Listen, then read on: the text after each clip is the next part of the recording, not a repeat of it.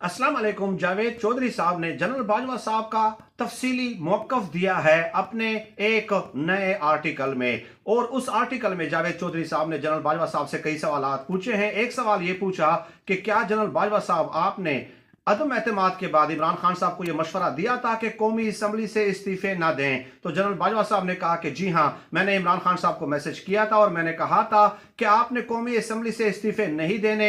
आपने एक मैच हारा है, सीरीज अभी आप नहीं हारे हैं, सिर्फ 2 वोटों का फर्क है। अगर आप इस्तीफे नहीं देंगे तो आप दोबारा कौमी असम्बली में वापस आ सकते हैं। लेकिन सवाल यह है कि इसी आर्टिकल में जनरल बाजवा साहब कहते हैं कि अगर इमरान खान साहब रहते तो मुल्क ना रहता। तो फिर उन्हें मैसेज पे ये मशवरा क्यों दे रहे हैं कि आप दोबारा वापस आ सकते हैं? इमरान खान साहब ने उनका वो मैसेज पढ़ा और उसका कोई जवाब नहीं दिया।